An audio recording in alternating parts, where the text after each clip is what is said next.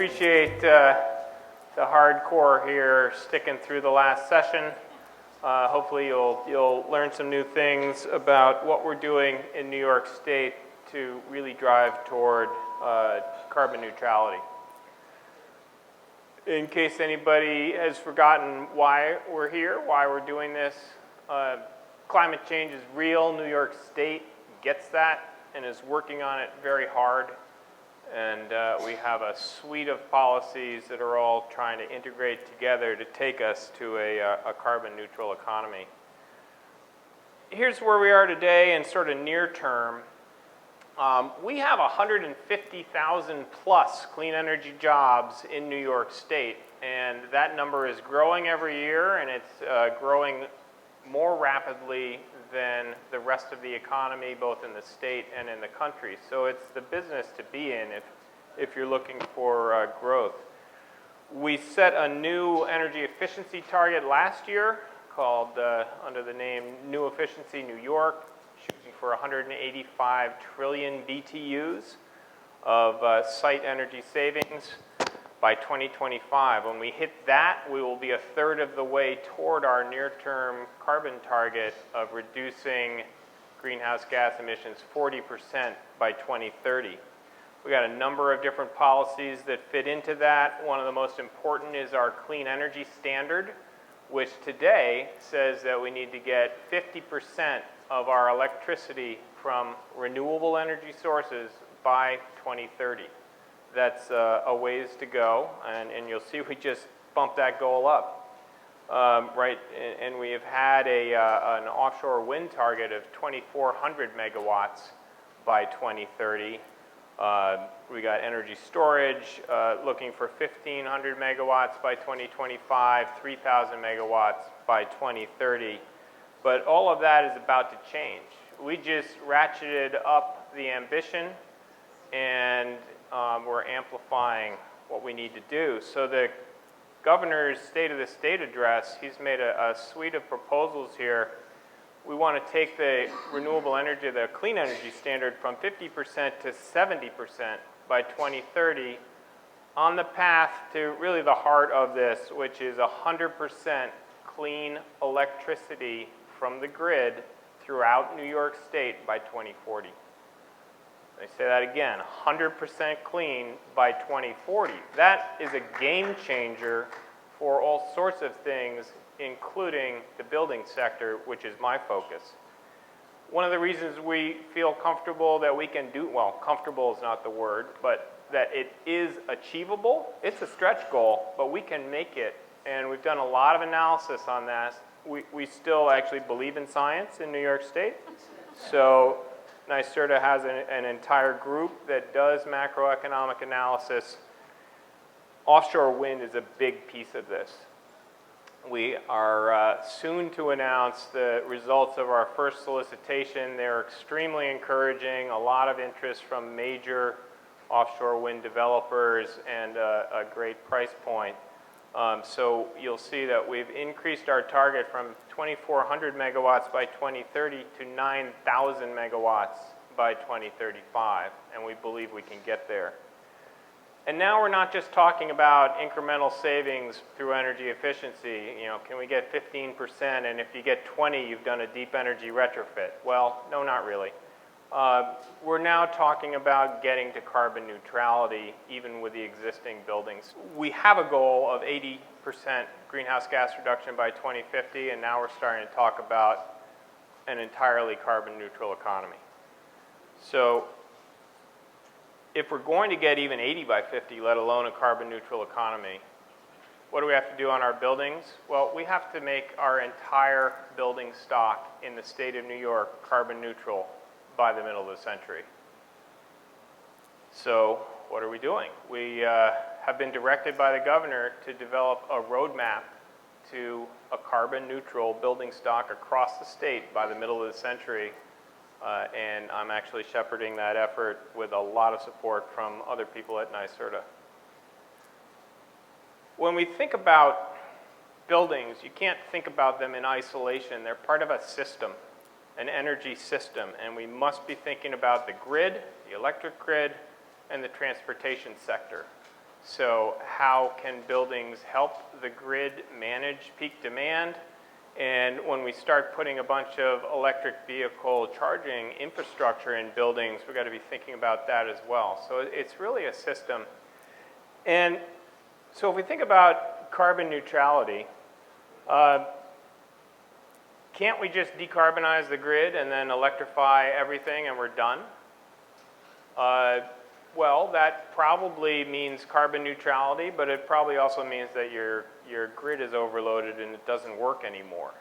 So deep efficiency is really important for a number of reasons. So the clean energy standard, 70% of our electric load, but what's the denominator there?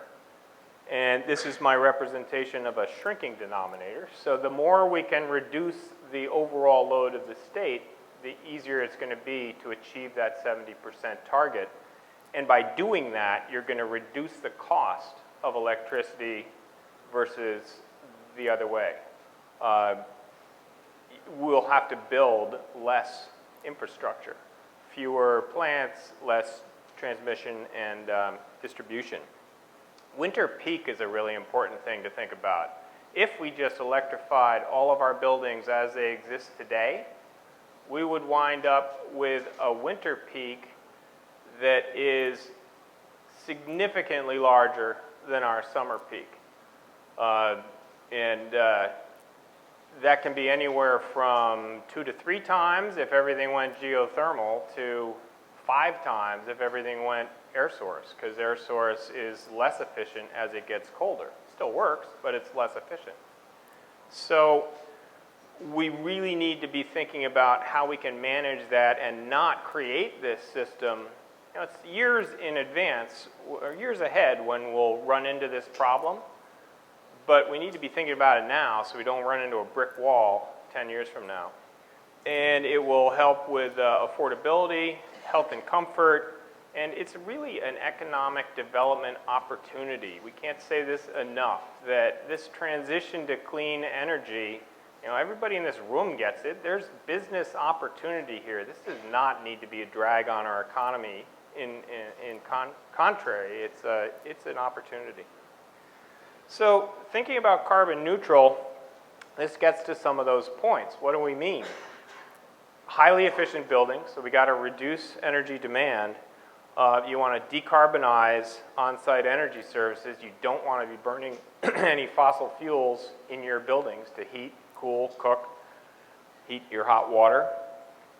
You want to be satisfying your resulting load from clean energy resources, renewables preferably. And the last point is really important. We got to start thinking about what we're calling grid citizenship. You know, how does the building work to help the grid manage peak? So controls, flexibility, storage, could be batteries, could be thermal storage. There's all sorts of ways that we can think about doing this, but we need to be thinking about this in our buildings today. So the scope of this roadmap, it's big. We got to cover new construction. There are a bunch of roadmaps out there that talk about different jurisdictions, Toronto, California, but they're all focused on new buildings. We're getting there in New York with new buildings. We got a ways to go, but we're well on the way, but we have to face existing buildings. An estimate is 80% of the building stock in 2050 exists today in New York State. We're not a new build economy. So we've got to figure that out. With existing buildings, you can do it a couple of ways. You can either do a all-in-one comprehensive retrofit when you're doing a bunch of other work in the building anyway, but we also need to be able to focus on a phased approach where you're replacing systems over a period of time and you get to a point at the end where you are at carbon neutrality. And then we got to figure out what sectors, or think about the different sectors and sequence them with the different types of activities that we're going to take in each one. So we're not actually waiting to finish this roadmap to get going on net zero activities in New York. We've got a bunch of them already. You heard from Patrick Oshai a few minutes ago. buildings of excellence, net zero energy for economic development. We've got a codes project trying to get the building codes up to require net zero construction within another decade or so. Retrofit New York is focused on existing buildings. I'm going to talk about that a little in a second. And several other programs. We want to make sure that we bring these all under a sort of an umbrella brand and make them cohesive and coherent and working together. Cost is a huge point here. This is from a McKinsey Global Institute study, really interesting on productivity in the construction industry. And the bottom line is that in the last 60 years, productivity in construction has been relatively flat. It has not been improving like most other industries in the world. There are a number of reasons for that. They're laid out in the report. But the striking thing is they were saying that in some sectors, there's the possibility for a 5 to 10 times productivity boost by off-site manufacturing and moving to a more industrialized and standardized process for buildings. And that can be for both new construction and retrofits. Retrofit New York is a program that we've been running for roughly 3 years now. We just finished our first round of pilot designs. It's based on a Dutch program called Energy Sprong, which is a fascinating program. They've gotten to scale now. They've done almost 10,000 units, half of them retrofit, half of them new construction, and taking them to net zero through a process of building a market. And it's really about bringing demand together with supply to collectively envision solutions that can work at scale, and then making that happen through setting up an innovation platform, piloting, and repeating the process, also focusing on the financing. We had a great session on financing the last session. So you got to figure out how you're going to finance it, and you got to figure out what the regulatory barriers are. So you're really trying to put an industry essentially on a tee so you can just take off. So that's what we're doing with Retrofit New York. We're adapting this model to New York State. Like I say, we've had our first round of designs. What you're looking for is really three elements. It's a highly insulated shell, it's downsized integrated mechanical systems, and on-site distributed generation, usually on-site solar, and adding this grid interactivity point as well. And the exciting thing here, I'm not going to be able to get through everything, but this is what I want people to focus on, is that we can bring the cost of this down dramatically. In the Netherlands, this graph represents their first round of these net zero retrofits were over 150,000 euros, and 6 years later they're down in the 65,000 euro range. And that's by learning, by doing, by repeating, but getting to this prefabricated, industrialized, standardized process and bringing scale to it. So the old process, on-site, bespoke, every project is its own thing. You got a bunch of workers going in different directions. The new regime that they have, they're essentially wrapping the building in a new envelope. They're not even taking off the facade. They're going right over the top with like a new sweater for the building. And that's done in a factory, so the performance is baked in controlled conditions. And the windows are already in, the doors are already in. So these all get craned onto site and then just applied to the building. The other point of this is you do it with residents in place. You don't have to move people out for 3 months, do your whole building, and then move people back in. That's a huge cost that's prohibitive in most circumstances. So they're doing this within a week on site, and in fact they have one, they did a promo deal where they did it in a day on site. Now, of course, it's taken time. They measured the building and they made all the components, but then when they bring them on, it's really rapid, it's really fast to apply. And you can see here that these mechanical pods are integrating the heating, the ventilation, the domestic hot water, inverter for solar, and controls all in one component. So it's really plug and play. And this is what we're trying to stimulate a market, manufacturers to come to New York and build these components because we'll be able to show them the demand that would exist if they come and do it.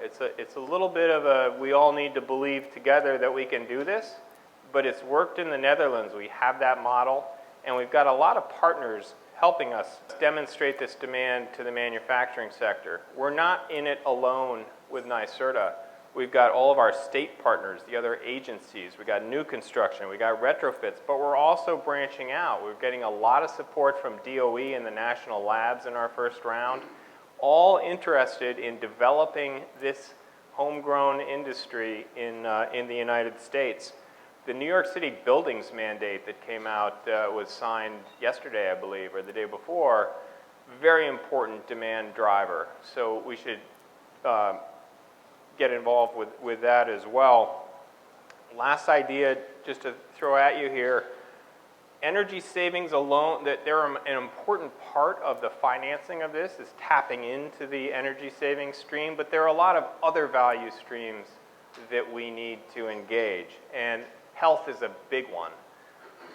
In New York City, the local law 11 that tells you need to spend a lot of money working on your facade every 5 years. Well, if you can cover that facade, the bricks, the deteriorating bricks, with panels that protect them from the heat and the cold and the rain, then you can wind up saving millions of dollars on your local law 11 work. This will all improve resiliency. I mentioned the buildings mandate. A really interesting point of that is, so they're setting emissions limits, and then they're going to work on a carbon trading market so that buildings that can get below their threshold can actually sell to buildings that have a tough time achieving that. So if we have a net zero industry that can take buildings way below that threshold, that could be a major additional source of revenue for making these net zero retrofits happen. We're going to be reaching out to a lot of people as we develop this roadmap. Like I say, we're already doing a lot of this manufacturer outreach, and we definitely want to be talking to the heat pump industry to see if we can get people to start developing these pods. Energy pods that are multifunctional and can just plug and play. And eventually what we get to is New York State as a model for other jurisdictions, because we can't do this alone. We can lead and we can show that it's possible to get to carbon neutrality in a large jurisdiction like this, but we need a lot of other people to do it as well. And so becoming a model for that is an important driver as well. So thank you very much.